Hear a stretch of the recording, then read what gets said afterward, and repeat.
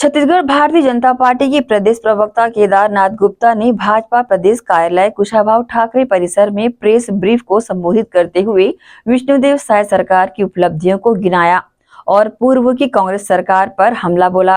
प्रदेश प्रवक्ता केदार गुप्ता ने कहा कि जब से विष्णुदेव साय के नेतृत्व में भाजपा की सरकार आई है, नित नए आयाम के साथ छत्तीसगढ़ की जनता प्रसन्नता के साथ आगे बढ़ रही है।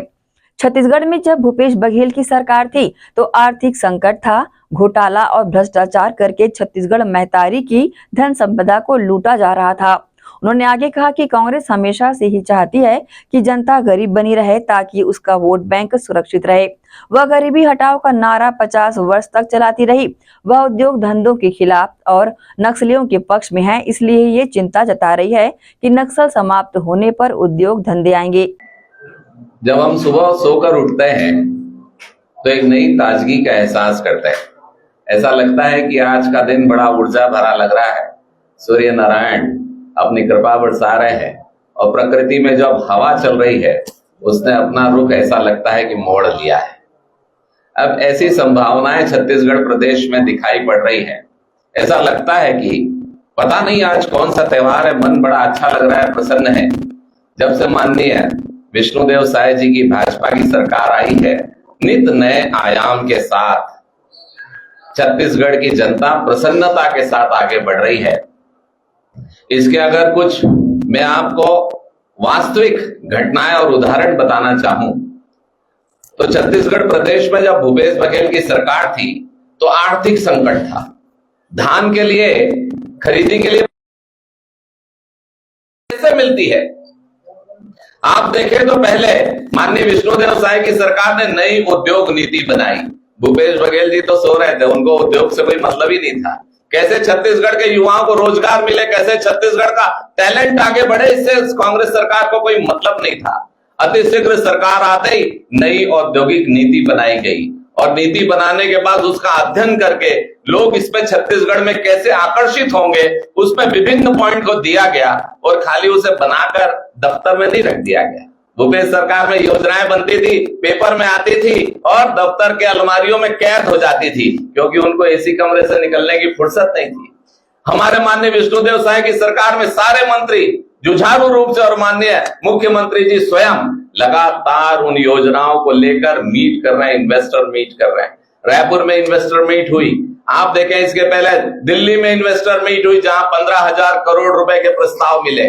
अभी बंबई में हुई 6,000 करोड़ के प्रस्ताव मिले। बड़े बड़े उद्योगपति जो रोजगार देते हैं, जो टैक्स देते हैं, जो छत्तीसगढ़ को आगे बढ़ाना चाहते हैं, वो माननीय विष्णुदेव साय जी से मिल रहे हैं, आ रहे हैं और प्रशंसा कर रहे हैं कि आपकी जो औद्योगिक नीति है निश्चित रूप से ये अगर पूरे भारत देश में लागू हो जाए तो हम कहीं से कहीं पहुंच जाएं।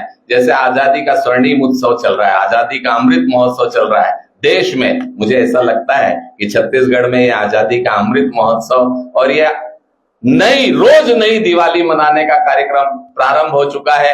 अभी इस इन्वेस्टर मीट में अभी तक के लगातार लगभग ये उद्योग नीति से आकर्षित होकर 1 लाख करोड़, इसके अतिरिक्त ISO प्रतिशत तक उपकर की प्रतिपूर्ति का प्रावधान किया गया है। मैंने जैसा बताया कि माननीय भूपेश बघेल खाली घोषणावीर थे और सारा माल कैसे लोगों की जेब में जाए कांग्रेस नेताओं की और अधिकारियों की, उसकी चिंता करते थे। और भारतीय जनता पार्टी ने चिंता की कि जिन्होंने छत्तीसगढ़ महतारी का माल जेब में रखने का प्रयास किया है, अब हम उनको जेल के अंदर कैसे भेजें, उनसे वसूली कैसे हो। और लगातार ये प्रयास जारी है कि जो अधिकारी छत्तीसगढ़ महतारी से प्यार नहीं करते, जो छत्तीसगढ़ की जनता से स्नेह नहीं करते, जो छत्तीसगढ़ को आगे बढ़ाना नहीं चाहते, अब उनकी आवश्यकता कुर्सियों में और दफ्तरों में नहीं, जेल के अंदर है। लगातार हम देख रहे हैं कि नक्सलवाद पर प्रहार तेजी के साथ किया जा रहा है। आप सभी ऊर्जावान हैं और आपको याद होगा, मुझे ऐसा लगता है कि छत्तीसगढ़ के पत्रकार साथी भाजपा के छत्तीसगढ़ के कामों के इतिहास को बहुत अच्छे से जानते हैं। छत्तीसगढ़ घोर चरणदास महंत जी ही उसके गवाह थे। आप सबको याद होगा जब रामकृष्ण केयर हॉस्पिटल में कवासी लखमा जी एडमिट थे, तब कौन गया था मिलने? चरणदास महंत जी स्वयं गए थे और उन्होंने उसके कान में कुछ कहा और कहा, ऐसा हाथ दिखाया। वो क्या था? नक्सलवाद से ही तो संबंधित था ना। नक्सलवादी कहते हैं हम छत्तीसगढ़, हम बस्तर का विकास नहीं होने देंगे, और कांग्रेस भी कहती है कि बस्तर में विकास नहीं होना चाहिए। क्या बस्तर की संस्कृति और परंपरा को बिना विकास के आज हम संजो सकते हैं, आगे बढ़ा सकते हैं? ये संभव नहीं है। साथियों, कुल मिलाकर मैं इतना कहने चाहता हूं कि छत्तीसगढ़ में नया सूरज उदय हो चुका है। आर्थिक स्थितियों को अधिक से अधिक आगे बढ़ाने के लिए, रोजगार के अवसर प्रदान करने के लिए लगातार सरकार योजनाएं बना रही है, और जिसकी घोषणा हमने की थी, जिन घोषणाओं के कारण जनता ने हमें वोट दिया था, उन घोषणाओं को लगातार पूरा कर रहे हैं। और आप सबको मालूम है कि घोषणाओं को पूरा करने के लिए अर्थ की आवश्यकता होती थी।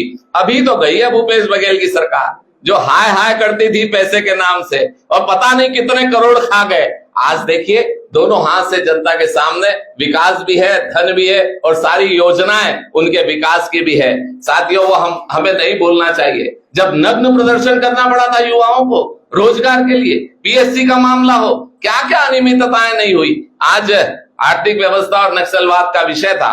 आगे हम लोग बैठेंगे तो और चर्चा करेंगे। आप सभी को बहुत बहुत धन्यवाद। किस आधार पर उन्हें नौकरी पे रख दिया था? कोर्ट के निर्देश के अनुसार, और उसकी जो प्राथमिकताएं हैं कि वो इस नौकरी के लिए काबिल ही नहीं थे, एलिजिबल नहीं थे। उसके बाद खाली वोट लूटने के लिए उन्होंने ये गलती की थी। हमारी थी क्या?